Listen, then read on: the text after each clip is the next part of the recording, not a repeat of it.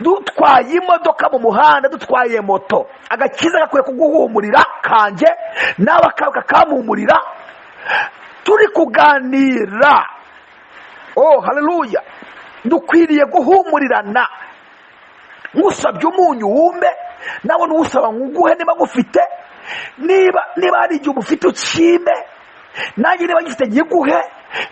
Bega duhumurirane ku mbuto ndetse no mu mirimo.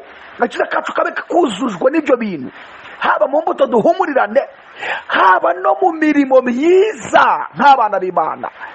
Dushyigikirane.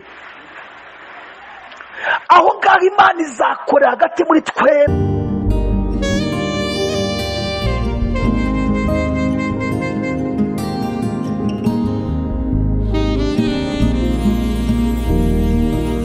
Uburyo ayihumurirwa n'uburyo ayihumurira, igatega amatwi kumva ibyo ayibwira. Birabamaje kuba ushobora kwitwa umukristo, wasenga Imana ikareba hirya, ikaguhungisha amazuru ikareba hirya, kubera ko amasengesho yawe ayinukira. Umunsi umwe Imana yigeze ibwira Abisiraheli, igitabo cy'umuhanuzi Yesaya igice cya mbere. Abisiraheli Imana yarabahuguye, Imana yarabatumye abahanuzi, kuko bagomeraga Imana cyane, bakora ibyaha byinshi, bagambana, barya abakene, basambana, abandi baroga, bakajya mu bapfumu, bakajya gupfumuza mu bapfumu. Abandi ugasanga barimo baraca imanza zibera. Ibyo bintu babaza Imana, batangira gutamba ibitambo bifite inenge. Imana birayibabaza, noneho bagahora mu masengesho rudaca basenga Imana. Imana irabihorera, ibatera umugongo, ireba hirya, ntiyumva gusenga kwabo. Oh halaso erefoblize shaho de stafidi bin shine. Imana ireba hirya, la nota ko de stafidi bo priya shahaze refasi erebone. Irangije baza kuyibaza, kuki dusenga ntutwumve, kuki tuguhamagara ntudusubize? Mwumve ko Imana yababwiye. Igitabo cy'umuhanuzi Yesaya igice cya mbere, uhere ku murongo wa mbere, uhere ku murongo wa 12 kugeza ku murongo wa 15. Yarababwiye ngo iyo muza kushengerera, ninde bababwiye ko muza kundi batira urugo? Irababwira ngo ntimukongere kuntura amaturo atagira umumaro, imibavu ni ikizira kuri jye, imboneko z'amezi n'amasabato no guteranya amateraniro ndabirambiwe.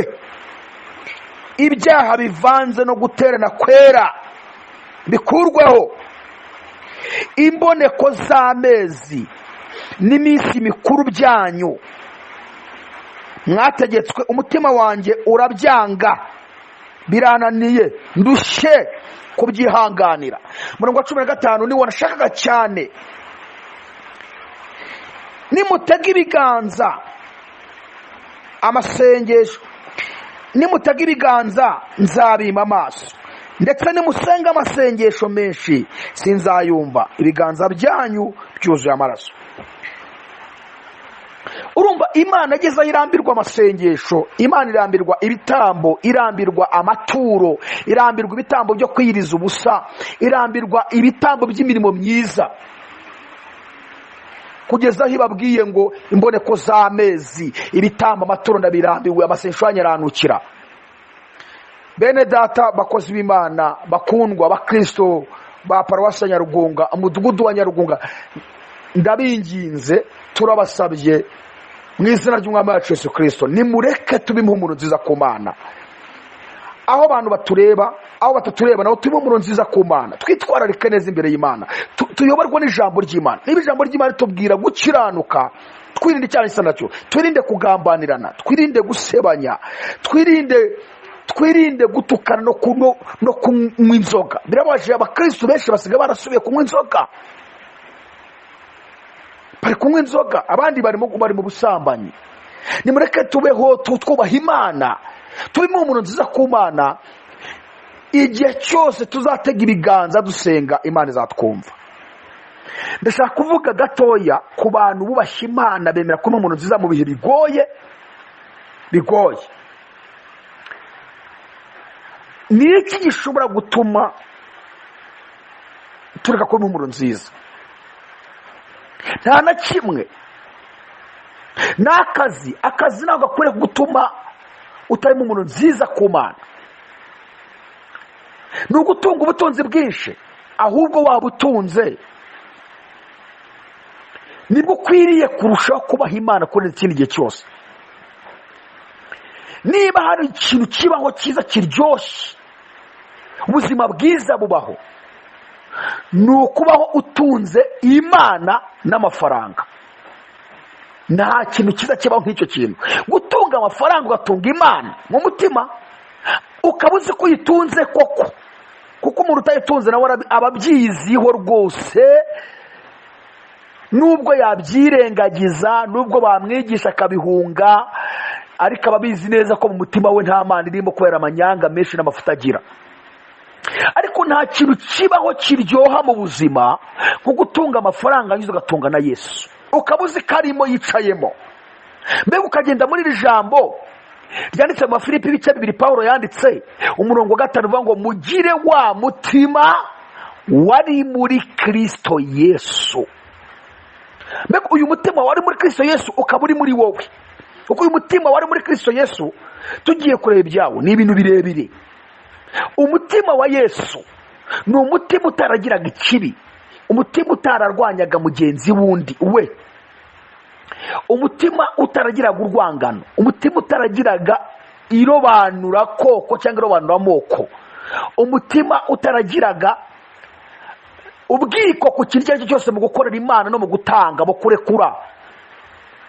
Yesu yagiraga umutima utanga, ufasha abakene, ufasha imfubyi, akagira umutima wo gusengera abakene, imfubyi, akagira umutima wo gusanga abatishoboye, babandi bita ngo ni abakene, babandi Bibiliya bita abanyarwanda twabita ngo ni abahanya. Uyu munsi tuziga tubita ngo ni abatishoboye, kuko hari ibyiciro bigeze muri 5 by'ubukene. Hari abakene, akaba akene nyakujya, akaba abatindi, hakaba abatindi nyakujya, akaba n'abahanya. Abahanya nibo abantu Bibiliya twita twebwe ngo ni abatishoboye. Iryo zina leta yacu yabaye yarivanyeho. Ariko Yesu yabanaga n'ibyiciro byabyo byose, ntigeze arobanura ku butoni. Yagiye kubana n'abandi b'abakene bo hasi. Mu bintu abafarisayo bamurwanyirije nicyo cyari kirimo, kubasura abatindi, kandi abafarisayo ntibabanaga n'abatindi.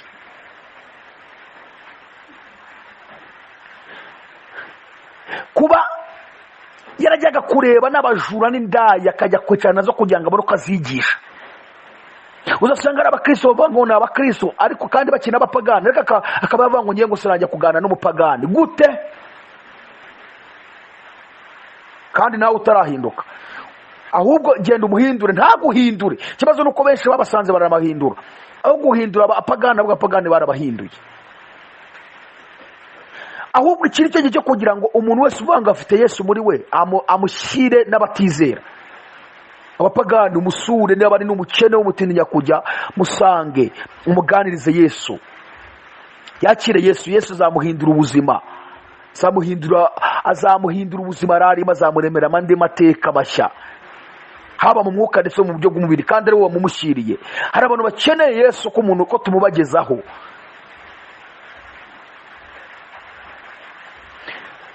Kuba impumuro nziza ku Mana ni ukugira umutima nk'uwari muri Kristo Yesu, umutima utarangwa n'ikibi icyo ari cyo cyose. Nuramuka ubaye impumuro nziza ku Mana, nta kimana itazagukorera, icyo uzasaba cyose Imana izagukorera. Niyo mpamvu mubona nta mirimo y'Imana mu kudukiza bimwe bitugoye mu ruhande rw'umubiri tukibona cyane nk'uko mbere byari bimeze. Abantu barabana n'indwara akabana nayo ntikire, kandi ngasenga, kandi ngabana n'abasenga. ugasanga afite indwara yamubaye akarande, yanze gukira, ahorana nayo, yibanira nayo, agahora buri teka ryose yiteguye ko azapfa, kandi ahora imbere y'Imana, kandi asengana n'abantu. Kuki Imana itamukiza? Ese Imana ntayihari? Ese Imana imbaraga ifite n'ubu zaragiye ziracyahari? Ahubwo ikibazo gihari nuko natwe kugira ngo tube umuntu nziza ku Mana byarashize, ntabihari. Niyo mpamvu Imana itakidukorera imirimo. Iyo tuyisenze tukabwira ngo dukize uburwayi bwatubaye akarande, ntakikora kuko natwe ntago yatwumva, kuko iduhungisha amaso n'amatwi nitwumve. Umuntu abanye n'indwara imumazeho imyaka itagira ingano, imyaka 5, 10, 15. Undi afite indwara y'imyuka mibi, niyo yibanira nayo. Kuki iyo ndwara idakira? Kuki iyo badayimoni bataduhunga, iyo myuka mibi itatuvaho kandi dusenga? Biragaragara ko ntago kuba umuntu nziza ku Mana bimaze gushira. Niyo mpamvu dusenga nitwumve ngo irambure uko kwayo kudukoreho idukize. Dukwiriye kuba umuntu nziza ku Mana. Tugeze ku ka kabiri kavuga kuba impumuro nziza kubakizwa. Aha ndahagaruka, ndatinda cyane. Hari ikintu kibabaje muri iyi minsi, tuvuga ngo twe turakijijwe, ngo turi abakristo. Ugasanga abakristo barabana banukirana. Umwe afite icyo yakoreye kibi undi, baragambana, barasebanya, kugeza ubwo abapagani bageze mu rwego rwo kuvuga ngo ngiyeho aho kuba inshuti y'umurokore naba inshuti y'umupagani mugenzi wanjye. Kuko abarokore tumaze kwandika izina ribi mu makaritsiye aho dutuye. Abapagani basigaye baturusha kwitwararika neza muri bagenzi babo. Uzasanga abarokore baturanye aribo bantu bahorana amatiku, aribo bantu usanga bamburana. Naramugurije yanga kunyishyura, ntacyo nzongera kumumarira. Undi ati yaramvuze nanjye nzamwereka ko nanjye ndi umuntu. Wamutira umwenda ntagutize, kandi Yesu yaravuze ngo ugutira, ngo umuntu nagutera ntuzamwerekeze umugongo. Yesu wabyivugiye. Ugasanga mu kazi aho abakristo bari gukorana nibo abantu bahorana amatiku, nibo bahora bashwana iteka ryose. Ugasanga wowe Imana gwaye umugisha, uri umurokore, ufite akazi ushobora guha abarokore bagenzi bawe, akazi uziba abakene musengana, ukajya gushaka abapagani akaba ari uwo akazi. Kubera iyihe mpamvu? Nuko wamaze kubona ko abarokore ari bo babi. Sorry. Kuki ujya gushaka umupagani akaba ari uwo akazi kandi ufite umurokore mugenzi wawe musengana? Nta yindi mpamvu, nuko kuba impumuro nziza kubakizwa bimaze kudushiraho. Guhumurirana neza aho dukorana mu kazi, guhumurirana neza aho duturanye, biri kugenda bishira. Nshuti bakundwa, bene data, baririmbyi, bakozi b'Imana, badiyakoni, nimureke duhumurirane neza nk'abana b'Imana. Uzi kugira ngo dusengane tunukirana, uzi kugira ngo duturane tunukirana. Vuga ati ngiye sinakandagiye kwa kanaka, undi ati nawe sinakandagiye kwa kanaka, shati kanaka ibintu yankoreye, ngarabeshya ngarakijijwe. Akizwa byahe? Turirwa ducirana imanza turi abakristo. Usibye ko nta mukristo ucirana imanza, dufite izina ry'uburokore gusa, ariko ubukristo ntabwo turi abakristo. Niba biri tuvuga ngo turi abakristo, nyine ubwo nyine n'aba turi abakristo tugomba gusa nka Kristo. Kuba impumuro nziza kubakizwa. Twebwe abakijijwe dukwiriye guhumurirana neza. Agakiza kawe kakampumurira, agakiza kanjye kakaguhumurira. Mu kazi dukorana, agakiza kawe kakampumurira, nanjye kanjye kakaguhumurira. Ku ishuri twigana, agakiza kawe kakampumurira, nanjye kanjye kakaguhumurira. Tugiye kurangura Uganda, tugiye kurangura muri Kenya, tugiye kurangura mu Bushinwa, agakiza kawe kakampumurira, nanjye kanjye kakaguhumurira. dutwaye imodoka mu muhanda, dutwaye ngarabeshya ngarakijijwe. Akizwa byahe turirwa ducirana imanza turi abakristo. Sibyo ko nta mukristo ucirana imanza, dufite izina ry'uburokore gusa, ariko ubukristo ntabwo turi abakristo. Niba biri tuvuga ngo turi abakristo, nyine ubwo nyine n'aba turi abakristo tugomba gusa nka Kristo.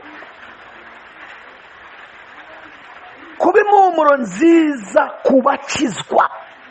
Twebwe abakijijwe dukwiriye guhumurirana neza. Agakiza kawe kakampumurira, agakiza kanjye kakaguhumurira. Mu kazi dukorana, agakiza kawe kakampumurira, nanjye kanjye kakaguhumurira. Ku ishuri twigana, agakiza kawe kakampumurira, nanjye kanjye kakaguhumurira. Tugiye kurangura Uganda, tugiye kurangura muri Kenya, tugiye kurangura mu Bushinwa, agakiza kawe kakampumurira, nanjye kanjye kakaguhumurira. Dutwaye imodoka mu muhanda, dutwaye moto, agakiza gakwiye kuguhumurira kanjye, nawe kawe kakampumurira. Turi kuganira, haleluya, dukwiriye guhumurirana. Ngusabye umunyu wumbe, nawe n'usaba nguhe niba ngufite. Niba ari igihe umufite ukime, nanjye niba ngifite ngiguhe. Mbega duhumurirane ku mbuto ndetse no mu mirimo. Agakiza kacu kabe kuzujwe n'ibyo bintu, haba mu mbuto duhumurirane, haba no mu mirimo myiza nk'abana b'Imana.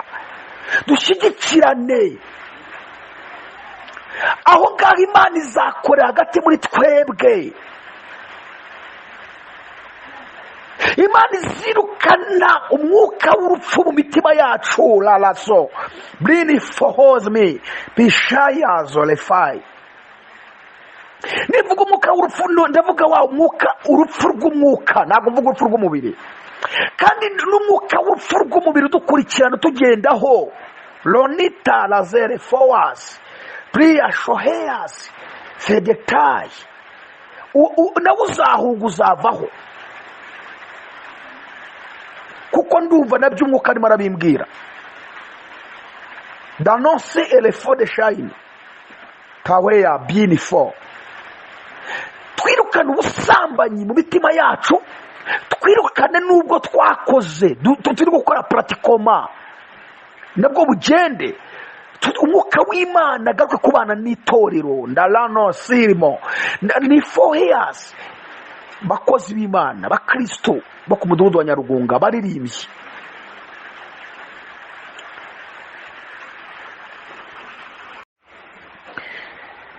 Reka dukomeze kuri iri jambo,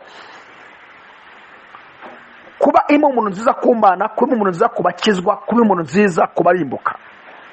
Ndashaka kuvuga gatoya ku bantu bubashye Imana, bemera kuba impumuro nziza mu bihe bigoye. Ni iki gishobora gutuma tureka kuba impumuro nziza? Nta na kimwe.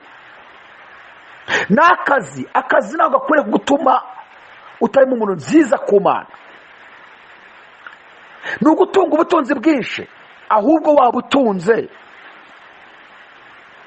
nibwo ukwiriye kurushaho kubaha Imana kurenza ikindi gihe cyose. Niba hari ikintu kibaho cyiza kiryoshye, ubuzima bwiza bubaho, ni ukubaho utunze Imana n'amafaranga. Nta kintu cyiza kibaho nk'icyo kintu. Gutunga amafaranga ugatunga Imana mu mutima, ukaba uzi ko uyitunze koko, kuko umuntu utayitunze nawe ababyiziho rwose. Nubwo yabyirengagiza, nubwo bamwigisha akabihunga, ariko ababizi neza ko mu mutima we nta Mana irimo, kubera amanyanga menshi n'amafuta agira.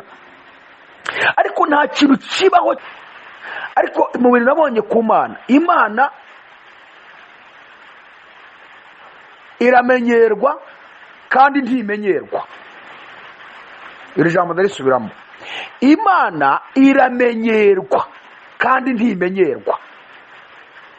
Niyo mpamvu iyo dusomye muri Zaburi ya 2 umurongo wa 11 haravuga ngo nuko noneho mwabami mwe.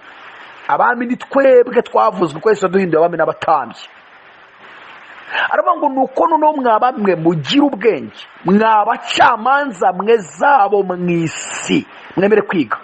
Abo ni twebwe turi kuvugwa. Katuvuga ngo mukorere Uwiteka mutinya, munezerwe, muhinde imishyitsi. Urumva iramenyerwa kandi ntimenyerwa. Iyo uyitwayeho neza ukaba impumuro nziza, ni ukuri muramenyerana mukabana neza. Ariko iyo wibeshye ukasa nkaho witwara nabiho gato, ibyari ukumenyerwa ahubwo bihinduka ibindi. Noneho hari abakristo, hari abarokore bafashe Imana rwose nkaho ari murumuna wabo, basa nk'abayikinga kabiri mu maso, bashaka kubaho biterwa izina rya Kristo, ariko bakabaho bikorera ibyaha, ari abapagani buzuye inzangano, abifitiye amagambo, abo banga bavuga ati ngewe sinabana n'amaraso yanjye naye ntibikorana, cyangwa inzoka yanjye niye ntibikorana. Turababaza umukristo, umuntu witwa ngo umukristo ukivuga ngo ngewe inzoka yanjye niye akanaka ntibikorana, ngo amaraso yanjye naye ntibikorana gute kandi muvuga ngo muzabana mu ijuru? Ubwo si uwo muntu koko? Niba amaraso yawe nahe bidakorana, ubwo muzabana hehe? Si ubundi gute bidakorana kandi biva ko turi abana b'Imana? Ubutumwa bwiza bwanditswe na Yohana igice cya 12 atubwira ngo icyakora abamwemeye bose bakizera izina rye yabahaye ubushobozi bwo kuba abana b'Imana, ngo abo ntibabyawe n'amaraso cyangwa n'ubushake bw'umugabo cyangwa n'ubushake bw'umubiri, ahubwo babyawe n'Imana. None uyu muntu wabyawe n'Imana, nuvuga ngo niba warize nanjye nkaba narizeye, twese turi abana b'Imana 100%, 100%, 100%. Reka bakana nuvuga ngo adeni y'Imana ni yawe wowe wamaze kwizera, ni yanjye namaze kwizera, byose ni bimwe. Iramenyerwa kandi ntimenyerwa. Iri jambo ndarisubiramo. Imana iramenyerwa kandi ntimenyerwa. Niyo mpamvu iyo dusomye muri Zaburi ya 2 umurongo wa 11 haravuga ngo nuko noneho mwabami mwe. Abami ni twebwe twavuzwe twese duhinduye abami n'abatambyi. Aravuga ngo nuko noneho mwabami mwe mugira ubwenge, mwabacamanza mwe zabo mu isi, mwemere kwiga. Abo ni twebwe turi kuvugwa. Katuvuga ngo mukorere Uwiteka mutinya, munezerwe, muhinde imishyitsi. Urumva iramenyerwa kandi ntimenyerwa. Iyo uyitwayeho neza ukaba impumuro nziza, ni ukuri muramenyerana mukabana neza. Ariko iyo wibeshye ukasa nkaho witwara nabiho gato, ibyari ukumenyerwa ahubwo bihinduka ibindi. Noneho hari abakristo, hari abarokore bafashe Imana rwose nkaho ari murumuna wabo, basa nk'abayikinga kabiri mu maso, bashaka kubaho biterwa izina rya Kristo, ariko bakabaho bikorera ibyaha, ari abapagani buzuye inzangano, abifitiye amagambo, abo banga bavuga ati ngewe sinabana n'amaraso yanjye naye ntibikorana, cyangwa inzoka yanjye niye ntibikorana. Turababaza umukristo, umuntu witwa ngo umukristo ukivuga ngo ngewe inzoka yanjye niye akanaka ntibikorana, ngo amaraso yanjye naye ntibikorana gute kandi muvuga ngo muzabana mu ijuru? Ubwo si uwo muntu koko? Niba amaraso yawe nahe bidakorana, ubwo muzabana hehe? Si ubundi gute bidakorana kandi biva ko turi abana b'Imana? Ubutumwa bwiza bwanditswe na Yohana igice cya 12 atubwira ngo icyakora abamwemeye bose bakizera izina rye yabahaye ubushobozi bwo kuba abana b'Imana, ngo abo ntibabyawe n'amaraso cyangwa n'ubushake bw'umugabo cyangwa n'ubushake bw'umubiri, ahubwo babyawe n'Imana. None uyu muntu wabyawe n'Imana, nuvuga ngo niba warize nanjye nkaba narizeye, twese turi abana b'Imana 100%, 100%, 100%. Reka bakana nuvuga ngo adeni y'Imana ni yawe wowe wamaze kwizera, ni yanjye namaze kwizera, byose ni bimwe. Ufashe umugabo wabyaye abana, ugafata n'abana be mukajya kwa muganga kubapimisha ADN, nta amaraso y'uwo mupapa n'abana be abaramwe. none twabyawe n'Imana, twese turi abana b'Imana aho uri hose. Ni ukuvuga ngo amaraso yawe n'ayanjye yose namwe muri Kristo Yesu. None ugatinyuka ukavuga ngo amaraso ye n'ayanjye ntibikorana, ubwo se muzabana mu rurembo rwo mu ijuru? Muzabana Yesu gute kandi amaze adakorana nyine? Nk'inzoka yanjye niye ngo ntibikorana gute se ubwo muzahuza muti? Umukristo wese akwiye kubona mugenzi we neza bagahumurirana, ntajya kuvuga ngo inzoka yanjye niye. Ahubwo niba mukoseranije muhure musabane imbabazi, uko niko Imana dushaka. Bene data bakozi b'Imana bakristo, niba hari ikibazo mufitanye nimuhure musabane imbabazi kugira ngo mukomeze guhumurirana neza. Icyo ni cyo kizatuma aho uzaba upfukamye nanjye mfukamye turi gusenga Imana izatwumva. Ubu si umuntu wamusengera ute kandi bivuga ngo dusengane? Ubwanyu nimwumvikana ngo uramusengera, urahora wizengurukaho gusa, wizengurukaho, wagera kuri kanaka kumva ntiwamusengera ko hari icyo mupfa. Naga amasengesho y'Imana ishobora kuyumva ntibibaho. Kuba impumuro nziza kubakizwa, mureke duhumurirane neza. Abakristo bo mu kinyejana cya mbere, cya kabiri, cya gatatu gukomeza, kandi n'abandi bagiye babaho bakeya bubahaga Imana muri biriya binyejana byose byagiye bikurikirana kugeza muri kinyejana turimo cya 21. Reka nimugira abo mu kinyejana nibuza cya mbere, cya kabiri, cya gatatu, icya kane, cya gatanu, aho ngaho abari bahari bubahaga Imana. Ikindi bari impumuro nziza hagati yabo.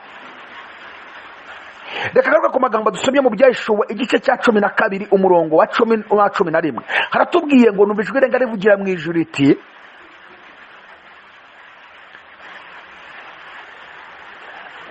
dore agakiza karasohoye gasohoranye n'ubushobozi n'ubwami bw'Imana yacu umutware bwa Kristo wayo,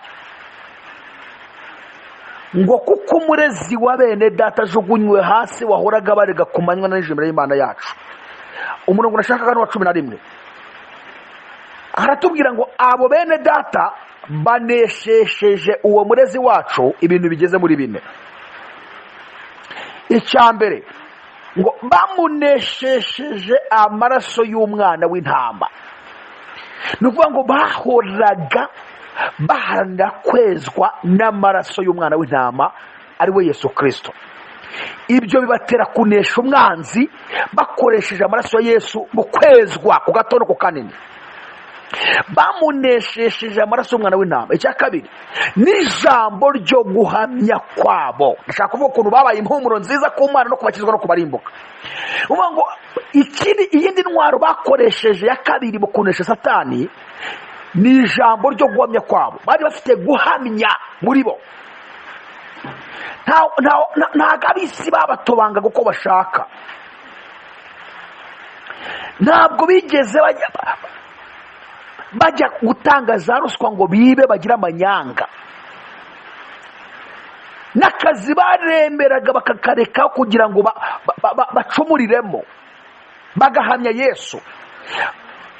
Ni kubabwira intwaro enye bifashishije mu kurwanya Satani, bituma baba impumuro nziza ku Mana, baba impumuro nziza hagati yabo nk'abakijijwe, baba n'impumuro nziza ku batizera aribo bapagani.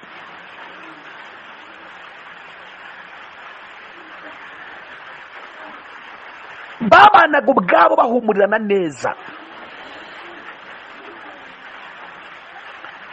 Noneho ngo ikintu bamunesheje cya kabiri, intwaro ya kabiri ni uguhamya. Bari bafite guhamya. Icya gatatu ngo ntibakunda n'amagara yabo.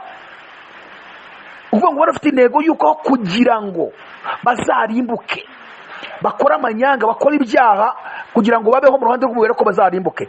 Ntabwo bigeze bakunda n'amagara yabo mu ruhande rw'umubiri. Bemeye guhara amagara yabo kugira ngo bazaragwe gakondo nziza yabera kandi bwo mu ijuru, aho kugira ngo bacumurire mu kazi bakora amanyanga, bahaza amagara yabo.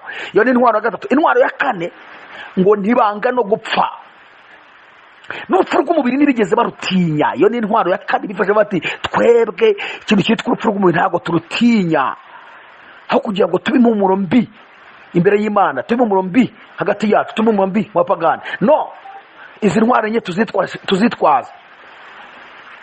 Dukoresha intwaro yo kunesha Satani dukoresha amaraso y'umwana w'intama. Icya kabiri, duhamye. Icya gatatu, amagara yacu twe kuyakunda kugira ngo tuzaragwe gakondo. Icya kane, nidushaka dupfe. Ibyo byatumye baba impumuro nziza ku Mana, baba impumuro nziza ku bakizwa, baba n'impumuro nziza hagati y'abarimbuka.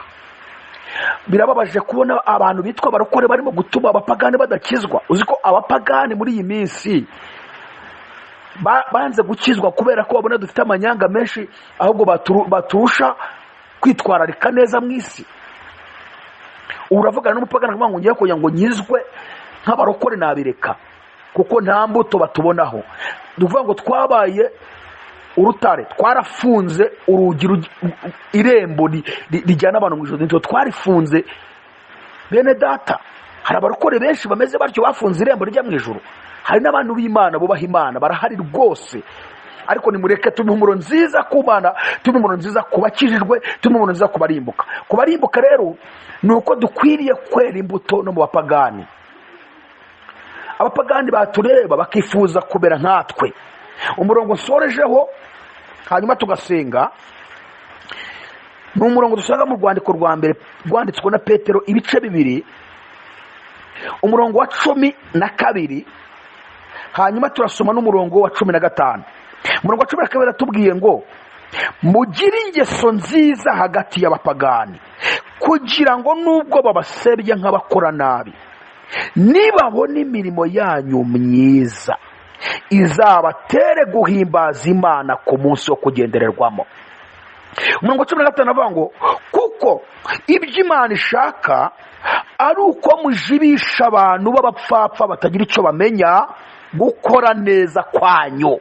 Kuko icyo cyangwa se ibyo Imana ishaka ni uko muzibisha, mukabacecekesha, muzibisha abantu bose b'abapfapfa batagira icyo bamenya gukora neza kwacu. Akantu sojeho kugira ngo agakiza kacu kabe kuzuye, turimo umuntu uza ku Mana, kubakizwa no kubarimbuka, nuko hari ibintu bitatu tugomba kuba twujuje. Icya mbere ni uguhamya, icya kabiri ni imirimo, icya gatatu ni imbuto. Ibi bintu bitatu nitubyuzuza tuzatuba impumuro nziza ku Mana, kubakizwa no kubarimbuka. Niyo mpamvu Petero aravuze ngo mugire ingeso nziza hagati y'abapagani kugira ngo nubwo babasebya nk'abakora nabi, nibabona imirimo yanyu myiza izabatere guhimbaza Imana ku munsi wo kugenderwamo. Abapagani Imana isigaye bagenderera kugira ngo bakizwe, bakibuka ko natwe abarokore nta gakiza dufite ahubwo turi babe kubarenza. Mu gihe bagenderewemo bikabatera kudakizwa bitewe n'uko natwe tutigeze tuberera imbuto, kugira ngo nibabona imirimo yanyu myiza izabatere guhimbaza Imana ku munsi wo kugendererwamo. Hanyuma icy'Imana dushaka ngo nuko tuzibisha abantu bose birirwa batuvuga nabi gukora neza kwacu. So kwambara cyane ngo twambare birebire, ngo dupfuke umutwe, so kwambara imyenda myiza cyane, ibyo byo ni bisanzwe. Ahubwo Imana ishaka ko tubazibisha dukoresheje ikintu cyitwa gukora neza, imirimo myiza. Hanyuma nari mvuze ngo ikintu sorejeho cya nyuma kugira ngo tube impumuro nziza ni kuri ibintu bitatu. Icya mbere ni uko duhamya Yesu ahantu aho ariho hose. Icya kabiri ni uko tugira imbuto nziza. Icya gatatu ni uko dukorera Imana. Ibyo bintu bitatu nibyo byuzuza agakiza kakaba kuzuye neza, tukaba impumuro nziza ku Mana, kubakizwa no kubarimbuka. Guhamya, kwera imbuto ndetse n'imirimo myiza. Hanyuma wowe ni wowe mbaza kugira ngo dusengane Imana. Mu gusoza ndakubaza inshuti yanjye, we wari udukurikiranye umvaga ubutumwa bwiza, ese uri guhamya Yesu ute? Ese uri kwera imbuto ki aho ngaho mu baturanyi, aho mukorana, aho utwaye imodoka mu imbere y'abagenzi, kuri moto uri kwera imbuto ki? Hanyuma ku ishuri aho wiga uri kwera imbuto ki? Muri bagenzi bawe uri kwera imbuto ki? Uri guhamya gute? Uri guhamya Yesu gute? Ese imirimo myiza yawe yabatera guhimbaza Imana abo bapagani mu bana? Hanyuma aho ngaho ni ugiye kwitekerezaho, dusengana Imana. Niturangiza witekerejeho neza turaha pasiteri umwanya asengera umuntu wese wumva ibi bintu bitatu atarabyujuje.